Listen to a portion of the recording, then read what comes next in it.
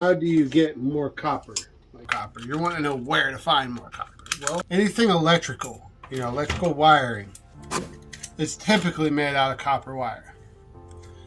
Once in a while, sometimes transformers and microwaves can have aluminum wires that are coated with the thin coat of copper. However, those are very minimal amount of copper.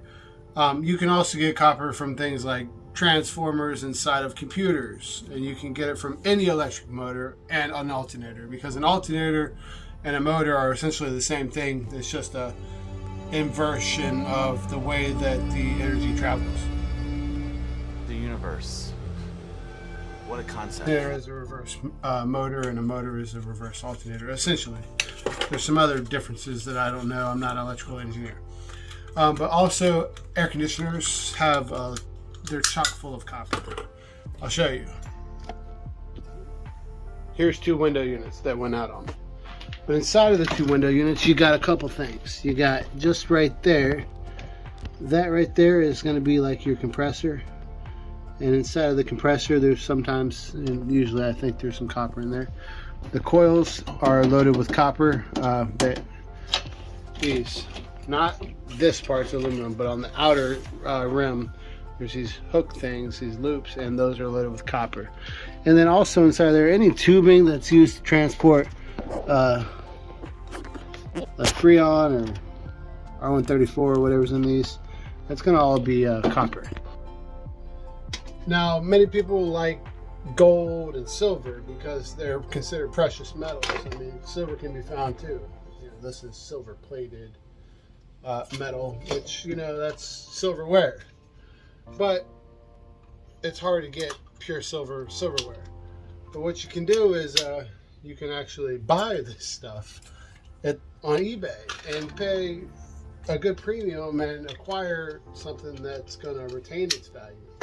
So when instead of going out searching for silverware, just collect all things that are good.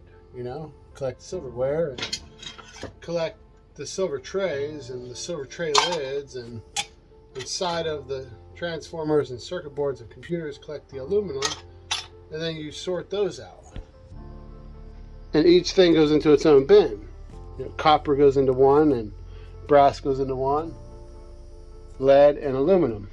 Copper is my favorite metal, and without a doubt it has its own luster, its own appeal. And I think there's no secret to getting more copper. However, these are some ideas that could help you find more copper. It's really just knowing where to look for copper.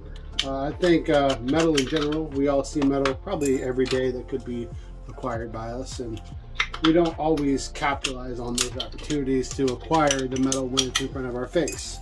So the first step to acquiring more copper is to take the opportunities when they present themselves. Some ammunition even has a copper tip on it, but don't mess with that if you don't know what you're doing, and I don't, so that can stay just like it is. And many metal antiques were made out of copper or brass, tin, or pocket pennies to be specific. Yeah, pennies minted in 1982 and before are 95% copper. This newer stuff, however, is primarily zinc with some copper plating. Just like those copper plated transformer wires I was telling you about it also.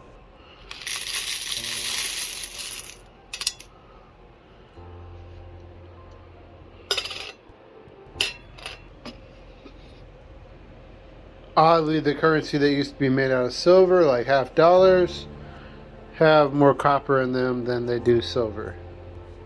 But some of my favorite copper pieces have actually come from garage sales. I didn't get a whole lot yet, but these 2 cups, they even say solid copper right on the bottom. I got these for a few bucks at a garage sale, and while the copper value is not equal to a few bucks, the novelty of these copper cups is worth more than a few bucks. And in the last resort, I'll always have the value of the copper too. But you really shouldn't hold on to things like copper because you want to get rich. It's not what it's for. It's more like wealth preservation than wealth generation. I find more satisfaction in going into creeks and looking for shark teeth than I do looking for copper for wealth generation. But if you like, novelty copper pieces like those up there more than you like things like these ancient shark teeth, you can always find things like these shark teeth or those old board games or books or anything else you may acquire that somebody may see value and sell them. And get on eBay and buy the things that you're passionate about. Get on eBay and buy copper rounds or copper bullion, You can buy so many different cool things that you want just by finding things in the world that perhaps you don't have a use for, but has value, putting it on a marketplace, Facebook, Craigslist, Amazon, eBay, garage selling.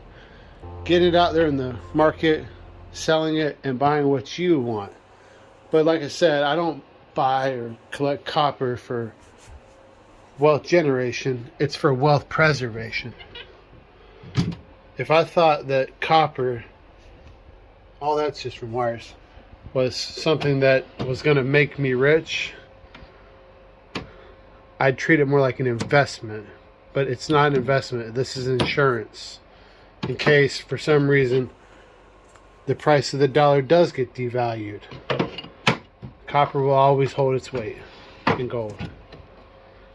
A certain amount of copper is always going to be equal to a certain amount of gold. Therefore, copper will always retain its value. They don't just print it. It's a raw resource, a mineral that comes from the earth. And while it's not nearly as valuable as gold, it is a limited resource. And it's one I can afford. So, I use it to make my artwork.